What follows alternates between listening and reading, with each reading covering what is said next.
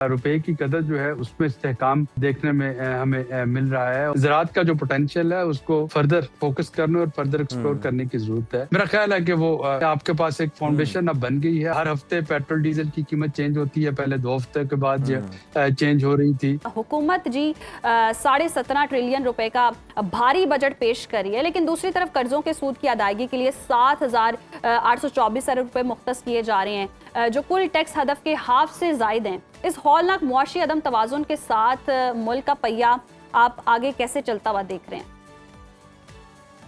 जी बहुत शुक्रिया। पहले तो हम जो कल इक्तिसादी सर्वे पेश हुआ उस पर बात कर लेते हैं। वो प्रोग्रेस रिपोर्ट होती है, रिजल्ट कार्ड होता है जो इस वक्त रवा माली साल का जो बजट है उसका, कि इस वक्त जो हमारी प्रायोरिटीज थी, अगर उन पे जो पैसे खर्च किए गए उसका नतीजा क्या निकला।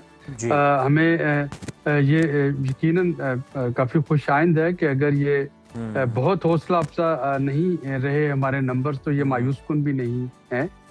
हमने जो रवां साल का जो आगाज किया था, वो एक जंग जो हम पे थोपी गई थी, उसको जीत के किया था बनियारुल मरसूस के बाद। और उसके बाद फिर हमने 2025 के फ्लड्स का सामना किया। और पिछले 4 महीने से जिस तरीके से मिडल ईस्ट की जंग ने एनर्जी की सूरत हाल में गैर यकीनी उसकी सप्लाई और उसकी कीमतों में जो है वो इंट्रोड्यूस करवा दी है, उस सब के बावजूद 3.7 की ग्रोथ हासिल कर लेना, जो कि पिछले 4 सालों में हाईएस्ट ग्रोथ है। मेरा ख्याल है कि इस पे गवर्नमेंट को अप्रिशिएट किया जाना चाहिए। एक तो ये मैक्रो इकोनॉमिक नंबर, दूसरा अगर हम देखते हैं तो जो सूद की अदायगी है उसके लिए जो रकम मुख्तस की जाती है वो अभी भी बजट के निसब से ज्यादा है, लेकिन इसमें ईयर टू ईयर नुमाया कमी आ रही है। तीसरा रुपए की कदर जो है उसमें इस्तेहकाम देखने में हमें मिल रहा है। और ज़राअत जो है, ज़राअत में जो हमारी गो के अगेन टारगेट मिस हुआ, लेकिन बड़ा खुशाइंद है कि सैलाब के बावजूद अगर आपकी राइस, शुगर केन और वीट जो है उनमें एक टारगेट अचीव हुआ, जिन्होंने कि कॉटन और मेज के जो टारगेट मिस हुए उसको कंपनसेट किया। तो इसका मतलब है कि ज़राअत का जो पोटेंशियल है उसको फर्दर फोकस करने और फर्दर एक्सप्लोर करने की जरूरत है। आज वाले बजट पे आने से पहले अगर मैं सिर्फ एक लाइन इस पे मजीद ऐड करूं कि ये सारी जो कामयाबी हैं ये समेटी गई हैं बदकिस्मती से उस सेक्टर पे बोझ डाल के, जो कि डॉक्यूमेंटेड सेक्टर जिसको हम कहते हैं, खा वो तनख्वाहदार तबका है जिनको के टैक्स कट के जो है उनको सैलरी मिलती है, या वो बड़े बिजनेसेस हैं, कारपोरेट सेक्टर है जो कि फॉर्मल डॉक्यूमेंटेड इकोनॉमी का हिस्सा है, जहाँ पे के बाज इंस्टेंसेस पे 60% तक टैक्स जो था वो वसूल किया जा रहा था। टैक्सेबल इनकम में बहुत से इंडिविजुअल और बहुत से सेक्टर्स जो हैं वो टैक्स नेट से बाहर थे।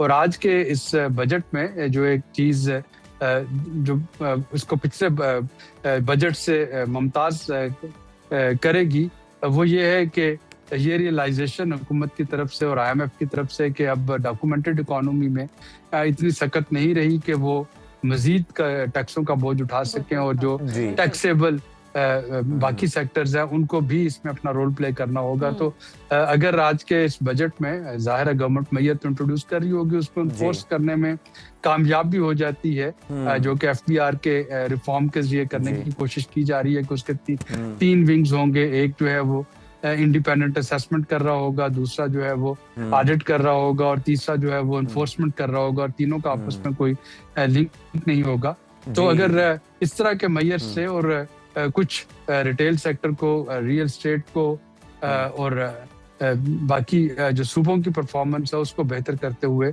बिल्कुल अगर एक नई डायरेक्शन दी जाती है, तो मेरा ख्याल है कि वो आपके पास एक फाउंडेशन अब बन गई है, आप टेक ऑफ करने की पोजीशन में आ सकते हैं। बिल्कुल बिल्कुल टेक ऑफ की पोजीशन बन सकती। आबिद साहब, आप ही की बात को सर अगर आगे लेकर चला जाए, तो जिस तरह से आप कह रहे हैं कि मुख्तलिफ विंग्स बना दें, मुख्तलिफ बराइल में काम कर लें, टारगेट पूरा नहीं होता, फिर किसी और तरह से किसी और सेक्टर पर लेवी लगाकर जनाब वो ये टारगेट जो है वो पूरा किया जाता है।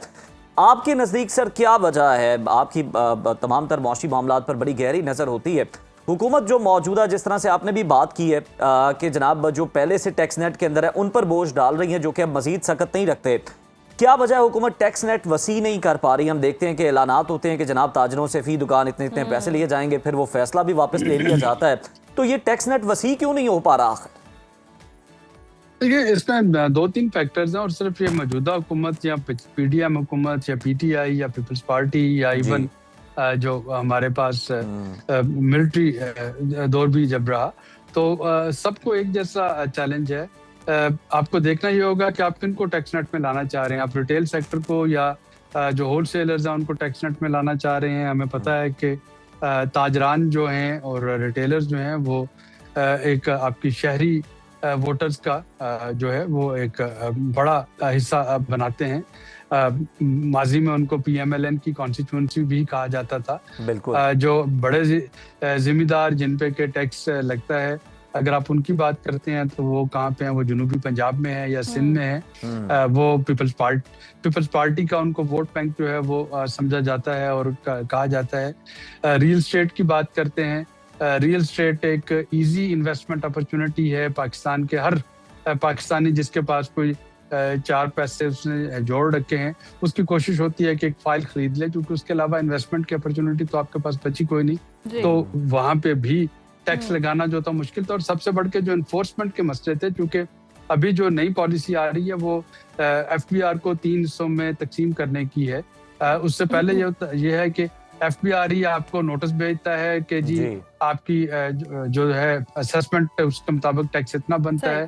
फिर एफबीआर उसी ऑफिसर के पास आप अपील लेके जाते हैं और वही ऑफिसर फैसला सुनाता है कि अच्छा जी आपको टैक्स लगना है या नहीं। और वहाँ पे कनाइवेंस और जो मिसयूज ऑफ पावर्स है वो काफी हद तक हो रही थी, जिसकी वजह से एनफोर्समेंट वीक थी। अब अगर इन तीनों शोबों को अलहदा कर दिया जाता है और इनका आपस में अगर कोई ताल्लुक नहीं रहता, तो ये एक अच्छी चीज होगी ट्रांसपेरेंसी लाने के लिए। और ये तो अच्छी चीज होगी। अल्टीमेटली आवाम की अगर हम बात करते हैं, जब भी बजट आता है आवाम सिर्फ यही तवक्को कर रही होती है आवाम को, क्योंकि ये जमा माइनस तफरीक ये सब समझ नहीं आ रहा होता। ये कैलकुलेटेड बातें जो हम कर रहे होते हैं, आवाम के मुफाद की बात ही हर कोई चाहता है कि वो करे और आवाम यही जानना चाहती है आवाम के लिए क्या रिलीफ मिलेगा। आवाम को अल्टीमेटली पेट्रोल जो है वो महंगा नहीं चाहिए, बिजली सस्ती चाहिए, टैक्स इतने ज्यादा ना हो, गुजारा कर सकें, अपने बच्चों की तालीम के हवाले से अच्छे से पैसा खर्च कर सकें। तो उनका लाइफस्टाइल बेहतर होगा या नहीं होगा, या महंगाई में इजाफा होगा और वो मजीद पिसेंगे,